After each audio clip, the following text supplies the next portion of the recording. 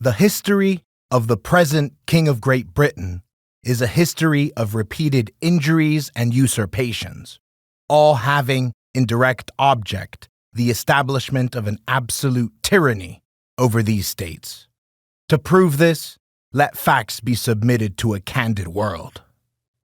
He has endeavored to prevent the population of these states, for that purpose obstructing the laws for naturalization of foreigners, refusing to pass others to encourage their migrations hither, and raising the conditions of new appropriations of lands.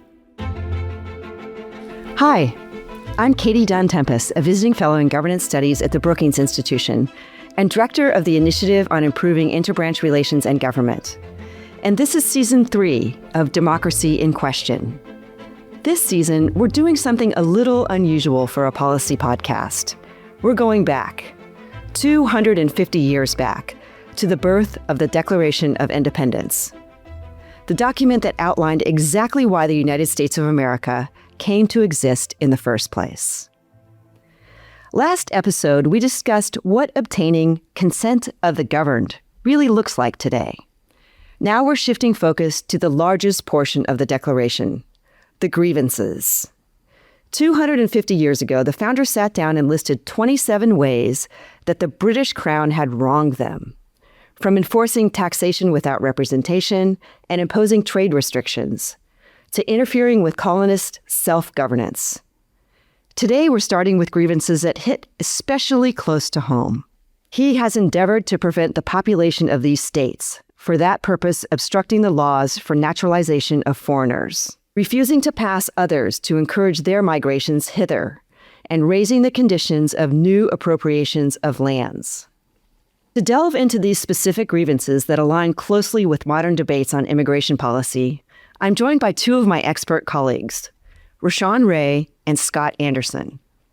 Rashawn is a senior fellow in governance studies at Brookings, renowned for his expertise in understanding and addressing racial and social inequality. Scott is a senior fellow in governance studies at Brookings, and he is the general counsel and senior editor for Lawfare. So excited to have you both on the podcast. Thank you, Rashawn, and thank you, Scott. Thank you for having us. Yeah. Absolutely.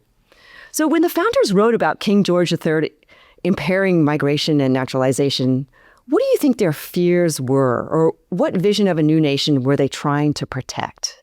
You want to start, Scott? Sure. I mean, for the colonists, a growing population was a source of strength. It was the ability to have a broader economic base, a more diversified economic base, bring different skills, different resources to the colonies at the time, and to take advantage of what at the time in particular was seen as very abundant natural resources. So for them, restrictions on the ability to bring people to the colonies and attract them to the colonies was itself an effort to keep them repressed, because it kept them relatively weak. It kept them unable to take full advantage of the opportunities that they had available to them, at least in the eyes of the framers. Right. So inhibiting their independence was sort of a means of control. I think that's right. Yeah. What do you have to say about that, Rashawn? Well, I mean, I think Scott hit the nail on the head. I mean, when we start talking about countries flexing their muscles, in a sense, is part of that expansion. And a lot of that expansion deals with property. And we can think about property in terms of land, obviously. And then we can also think about it in terms of people. And oftentimes, countries and nation states want to be able to tax people. That is a way in which they grow. They want to think about that land expansion and really viewing these particular resources as utilities. And I think in this regard, being able to corral those utilities meant control. It meant maintaining some sort of way in which they are able to set the stage for what people's lives are going to become or not. And so in this regard, if there's going to be a new country that is going to disassociate and you are now losing people, that means you are losing power, you are losing resources, and those things end up becoming threats that come out in fear. Yeah.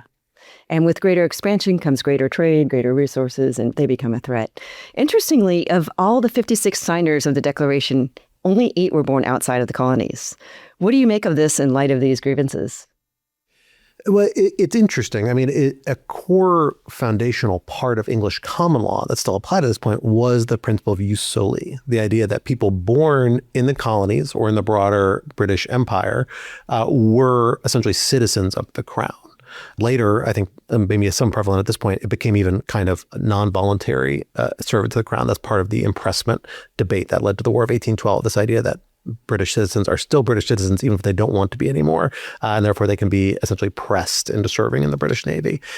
It was this concept that distinguished foreign-born residents. But that's why you see this focus in this part of this grievance on naturalizing foreign-born people, because there was a desire to say we don't just want babies here. We don't want to be able to grow our population just this one way. We want active immigration because lots of foreign nationals bring with them, again, the skills and the resources that we don't inherently have here and can bring them in a developed, much more usable way than if we were to try to develop them indigenously in a new generation.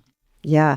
And I had read that they feared that so many Germans were coming to the United States because they worried about sort of the skills. And they also worried that because they weren't British citizens, they would be sort of less willing to listen to the crown and more willing to rebel. Anything to add, Rashawn, on that one? I mean, I'll just say I continuously find it interesting that in this regard, we're talking about a group of immigrants and yet and still put in place a document that ended up doing the same thing that was done to them. And I find that to be continuously ironic when we talk about the United States, when we talk about what we supposedly stand for. I always think, stand for whom? And who do these sort of things benefit? Who has the ability to be considered natural or naturalized? And I think it sets the context that really links the past 250 years ago to today in terms of how we see some of these same things playing out, that having that British connection meant something. And if a person was German or French or Irish or African, it meant something different. And I think we continuously seen over time how this particular pattern is played out. And it becomes very clear who is included and who is excluded. And it's really interesting how, in a way, they sort of feared the amalgam of all these different people working together because it seems to produce the best outcome. And there was early fear that would actually happen. And that's why I'm guessing one of the reasons they tried to restrict it. So at some point in our history, the founders' framing of migration as something to be encouraged got flipped. Can you talk about that sort of reversal in law and policy, Scott, when that occurred? Yeah, I mean, we begin to see a focus on immigration becoming more of a problem in the late 19th century. And it gets a lot to the questions of identity and exclusion that Rashawn was just talking about. You began to see both, notably, like a closing of the frontier, the idea that we've reached the western shore of the continent. We have the idea that there are open frontiers, open territories still available for the taking begins to fade away at this point. You see populations coming in, people from China, people from different corners of Europe that are seen as changing a particular identity for a more fixed population, a population that has a certain cultural sense of self that is a little more exclusionary, adheres to a particular cultural idea that these people didn't fit with, or at least weren't perceived as fitting with, that led to concerns about the expansion of those populations. There's a labor competition as well. There was this idea that Chinese laborers, Irish laborers were undercutting people who were competing for those same jobs here. A lot of these same rhetoric and concerns, real or exaggerated, that we hear come up in contemporary immigration contexts. Really, that started happening towards the late 19th century is when we saw those beginning to come to the fore, and we saw the beginning of congressional restrictions on immigration. And at the point of the Industrial Revolution as well, right? That really kind of magnified this because there were more and more jobs that were... Yes, I think that's probably about right. The Industrial Revolution was proceeding through this whole period, and there was an interest. I mean, the Industrial Revolution ultimately did create many more jobs. It expanded the economy, but there was a concern, though, as you saw industrialization, as you saw adjustments of different practices, that labor would become a more volatile experience, and that might shape the availability of different types of opportunities. Yeah. And Rashawn, the founders, they weren't just complaining about blocked migration. They specifically called out the restrictions on new appropriations of land. Why do you think they placed migration and land access together? Well, in many regards, they're part of the same transaction. When you migrate, you have to migrate to something. And oftentimes that's land. And then you have to end up getting individuals who are going to perform on that land, who are going to be able to produce something that can be traded, that can actually be used as collateral, that can actually grow the wealth of this new place. And I think those are some of the things that we saw. And what Scott was just speaking to is what people oftentimes call troublesome bedfellows, where there were these advertisements that were going on in the 1800s into the 1900s. So they would show stereotypical caricatures of people of different racial groups kind of being in a bed together, and it's suggesting that they are in cahoots, that they are trading together, that they are working together. And Uncle Sam would kind of be either with them or kind of off at a distance. Then there would be other people somewhere else. And I think what that speaks to is the way that what has become the United States has participated in sort of a global process of the economy, of commerce. And when we talk about land usage in particular, that is part of what it is who can get that land, what can they produce on it, tobacco, cotton, these sort of things, sugar. And we saw that manifest in the U.S. And of course, we can't talk about land usage and property and people without talking about enslavement. Like, that was the biggest form of the free labor that helped the United States become what it actually became. And then we've seen over time the way that land usage has been utilized to be restricted from other people, whether that be through restrictive covenants, redlining, gentrification. The way that our country was founded, we still see those direct remnants to this day. They are not disconnected. In some ways, we might call it something different. They're in a different form. Maybe we didn't have a term for it then, but we still see the manifestations of it.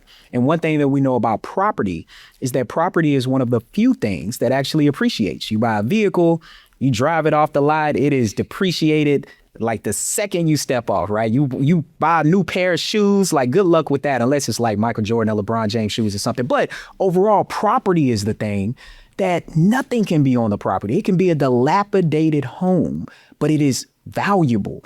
And I think that is why land usage is intricately tied to how we think about the Declaration of Independence and the founding of our country. Yeah. And I'm pretty sure that they were really concerned about sort of the expansion would make it more difficult for them to control the colonists. And colonizers don't like that. They don't like that lack of control. Scott, the 14th Amendment in the Constitution established birthright citizenship after the Civil War.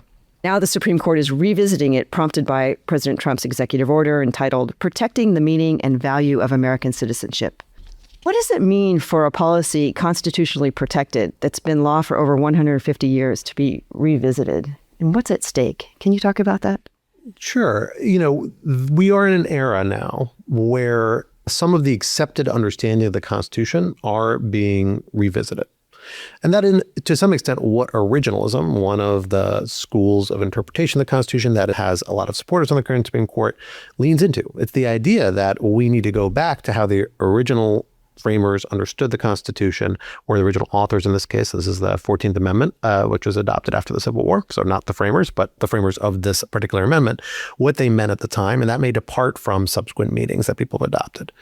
That said, in this case, specifically about birthright citizenship, that's a harder argument to make. And I think we saw in oral arguments that happened in the case around this principle Trump v. Barbara a few weeks ago, where we saw the court be fairly skeptical of the government's arguments.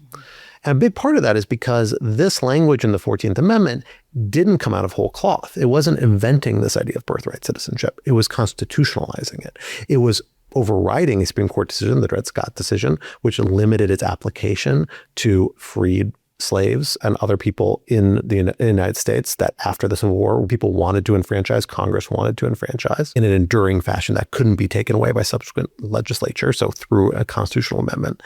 But the principle it's applying is one that's had been in British common law since before the colonies, back to the 17th century, early 17th century, if I recall correctly. And that is the principle, that jus soli principle, the idea that when you were born somewhere, you inherited citizenship, is a background understanding that by the kind of most historians very clearly informed what people are talking about. Mm-hmm. Here, the government is really arguing for a departure from that principle, something that is in some ways even stronger than what the authors of the Declaration of Independence were complaining about in the context of Britain. In Britain, they were complaining about it making it too hard to transfer property or too hard to nationalize people who were foreign citizens and were born outside the country. But the core question of jus soli, of people born there, wasn't part of the court contestation because the Crown wasn't really challenging, at least not that I'm aware of. Mm-hmm. Here, that is what the government's challenging. They're saying, no, to be considered eligible for birthright citizenship, you don't have to be born there. You have to be born there in a context where the government has authorized you to be there and has permitted it. It's a narrower conception than certainly was prevalent at the time of the Declaration or at the time of the 14th Amendment. And again, that's why it's, I think, facing such an uphill battle with justices that otherwise might be sympathetic to either this administration or to originalist type arguments, because it's not actually originalist. It has a lot of trouble rooting itself in that history and that context, informing what this language actually meant. Yeah, interesting. And Rashawn, changing gears just a little bit, what key moments come to mind that reveal the tension between federal enforcement power and the rights of people on American soil? Yeah, well, look, I think, let me be blunt. I mean, when we're talking about the 14th Amendment, when we're talking about key historical moments, and even presently, what they reveal is a constitutional crisis dressed in policy language. And when we look throughout history, we could think about the Dred Scott decision. We could even think about the way that enslaved Black people were even put into these documents to begin with, the 3/5 of a slave. We could think about COINTELPRO and the way that individuals were being surveilled. And we could think about that link to today when we talk about who is being surveilled, who is allowed to come into our country, who is not, based on where they're coming from. So when I think about these key historical moments, they have really shaped what America has become and really put us in, I think, a larger crisis because we never truly resolved that fundamental issue that is in the Declaration.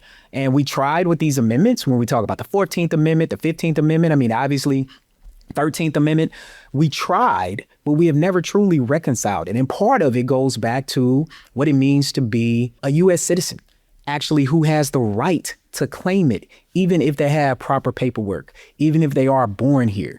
That we have to be honest with ourselves that it's not only about where people are from, it also has to do with what their name is, it has to do with what they look, and it has to do with their ability to actually be here and thrive and truly take advantage of this democratic experiment. Yeah. Wow.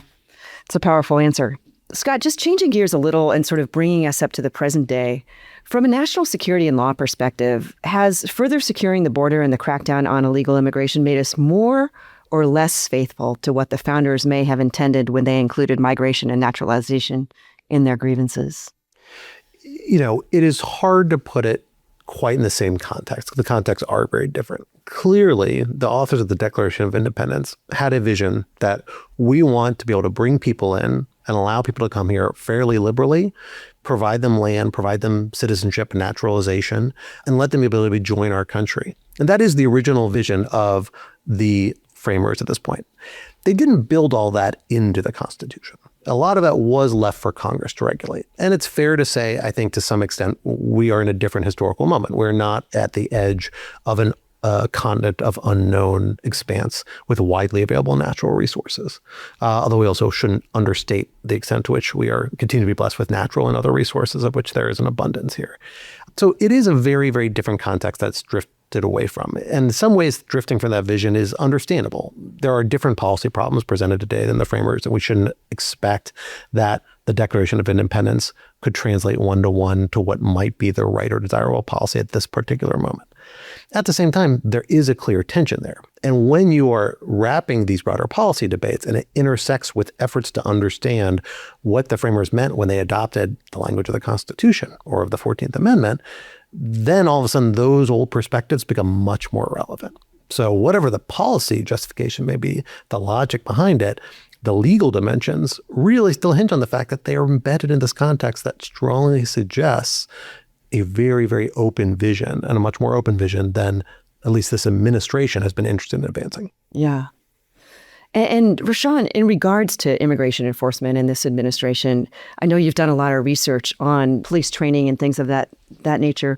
What should accountability look like when immigration enforcement has been spread across so many agencies? So you've got ICE, DHS, FBI, DEA, ATF, military lawyers, local police units sometimes, all with different training protocols and expectations. Can you talk about that, please?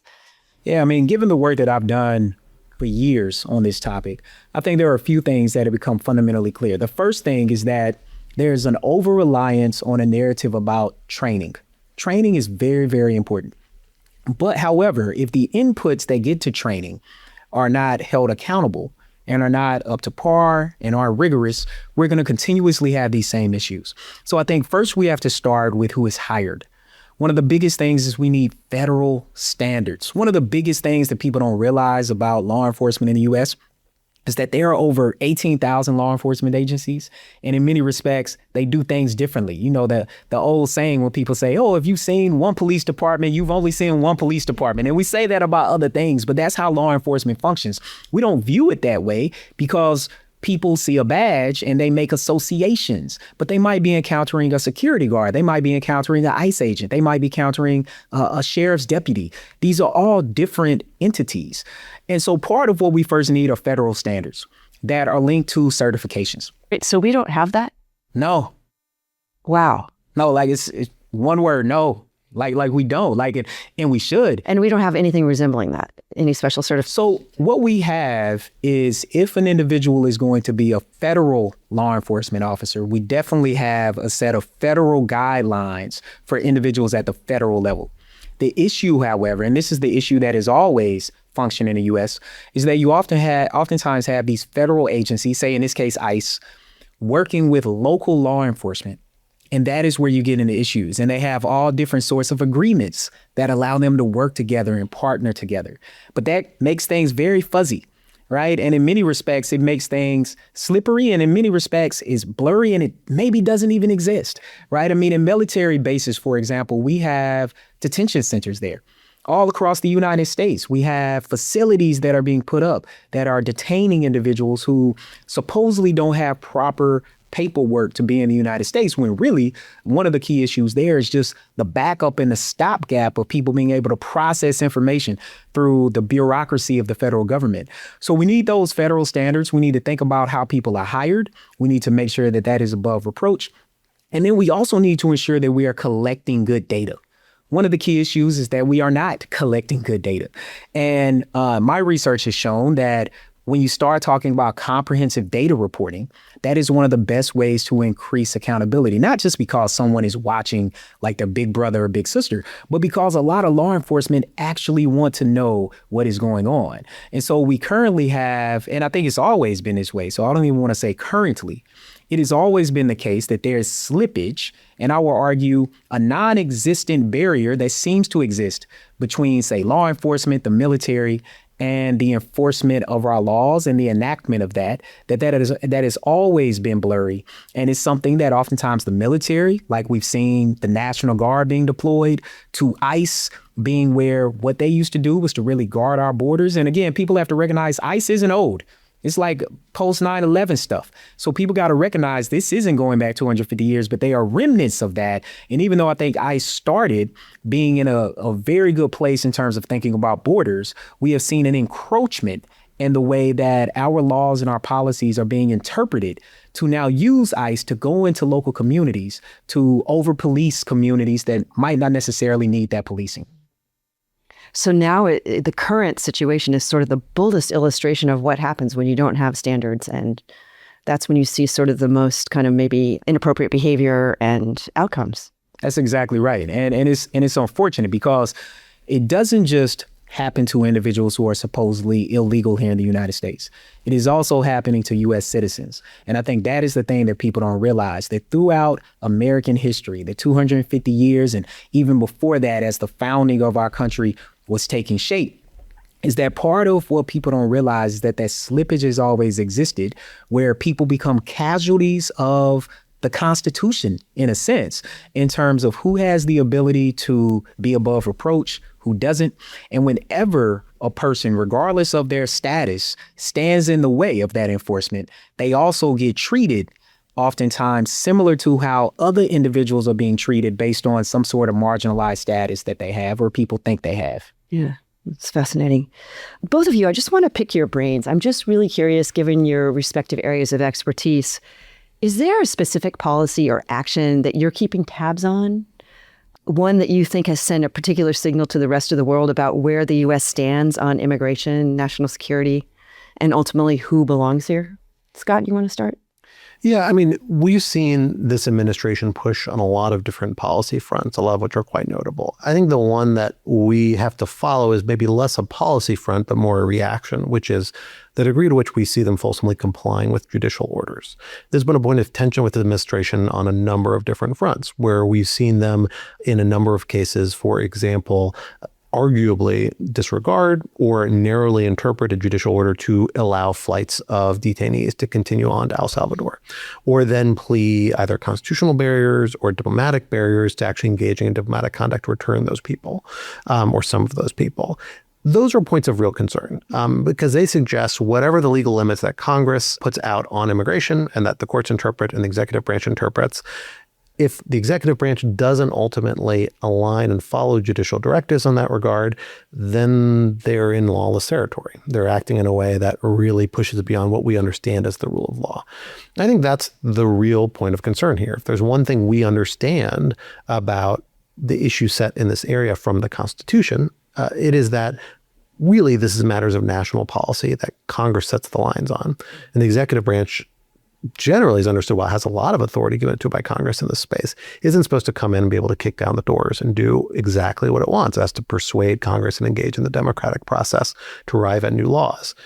This administration's pushed the envelope on that, both in terms of its actions and to some extent in terms of its view of the Constitution. At various points, the president suggested that, in fact, the president has a lot more authority to act in the space where Congress doesn't, in a way that, if the administration ultimately starts invoking and relying on those arguments, would be a pretty substantial shift in the separation of powers in this space. So that's what I look at. It is like a constitutional crisis. It certainly could be. If we get to the point where you don't see executive branch compliance with judicial orders, or where the executive branch starts dramatically asserting and relying upon interpretations of the Constitution that aren't vetted by the courts and that really upset the traditional separation of powers, those would qualify as a constitutional crisis. I don't know if we're at the scale or frequency to be there quite yet in regards to those fronts, but that's what makes them fronts worth watching. Right, and that's why you're watching it. Yeah. What about you, Rashawn? I'm really paying attention to 287G agreements. Tell us about those, just a quick definition. So these agreements are agreements between essentially the federal government or federal law enforcement agency and local agencies. And that could be like a local police department. They also have agreements with universities. And part of what this is an agreement that says that oftentimes the local agency is going to turn over information. That information could be everything from a list of names to actual people. And so I'm really paying attention to the expansion of that, which is part of what's happening now. And I should also add that Tonats and Carmona, one of our colleagues here at Brookings, is leaning in heavy on this in terms of thinking about where we see these agreements pop up at, where we don't see them pop up at, and the ways that they're actually being put into practice. Because it's one thing to have a policy or an agreement, and it's another thing to see it enacted.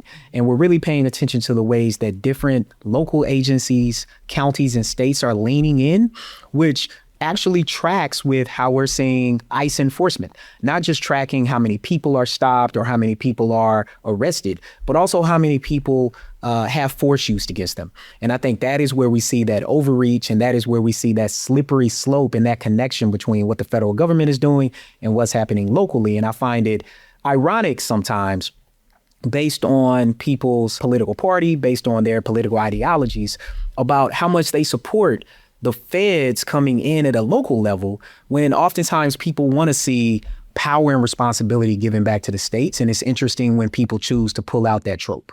So I'm going to end by asking you just one takeaway regarding the Declaration's relevance today from both of you.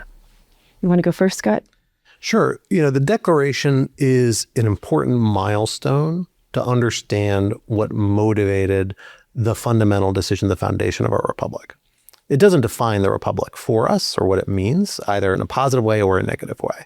It's a useful point of reference for understand the historical context in which they arose. And that becomes important, particularly in the legal context, because you then look at the Constitution, which, unlike the Declaration, has the force of law, and the amendments and subsequent statutes, some of which still have relevance today, and begin to understand that sort of context. The statement of principles, there's maybe reasons you've moved away from them. Some of them are reasons why they applied as directly today or in the same way today as they may have at the time of the Declaration. But if you don't track that trajectory, you're also going to lose an understanding of why we may have come where we have come from that starting point, and where a lot of the other milestones, the more directly relevant ones to us, how they have helped shape the trajectory and may yet shape it moving forward. Great. That's great. Rashawn, what about you? I mean, I've been thinking a lot about this portion of the Declaration that we're talking about here today. It's a grievance. And when I think about this grievance, I think about the irony that our founding fathers were claiming a grievance with Great Britain. And still, in one generation, they turned around and did the same thing to other people. And I find what's interesting about that is what it speaks to power. Is that in many respects, the Declaration of Independence, like the Constitution, like other documents, is about power. It's about trying to obtain it, and then it is about trying to maintain it. And we think about the different threats that come about when there are threats to that particular power. And I think that people will turn around and do the exact thing that has been done to them. And so I think that there is a lot to learn with what the founding fathers did, with the generations immediately after that, and what we're currently doing in the period that we're in. And I think we really have to think about that the Declaration of Independence is a mirror that has been put up against us. And oftentimes, one thing I know as a sociologist, there's a key concept called the looking glass self, where people look in the mirror and they don't necessarily see what other people see. And I think that in the United States, we do that a lot. We put up a looking glass self to ourselves, and it justifies what we're doing and the way things are going. And I think we have to be careful. Yeah. And I think you started the conversation talking about ironies, and you sort of ended a bit talking about how even in one generation, they sort of went back on many of the things they were grieving about, so to speak. But I want to thank you both very much for your time. And it was an absolute pleasure to be able to sort of pick your brain for the past half hour. So thank you so much. And thanks to our listeners. In the next episode, we'll dive further into the grievances. Stay tuned. Democracy in Question is a production of the Brookings Podcast Network. Thank you for listening. And thank you to my guests for sharing their time and expertise on this episode. Also, thanks to the team that makes this podcast possible, including Ike Blake, supervising producer, Fred Dews, producer, Gaston Reboredo, audio engineer, Daniel Morales, and Teddy Wansink, video producers. The team in governance studies, including associate producers Adele Patton and Masi Colonna, and our government affairs and promotion colleagues in the Office of Communications at Brookings. Special thanks to my colleague Vanessa Williamson for her collaboration. Adele Patton designed the beautiful show art. You can find episodes of Democracy in Question and learn more about the show on our website at brookings.edu/democracyinquestion, all one word. I'm Katie Dunn Tenpas. Thank you for listening.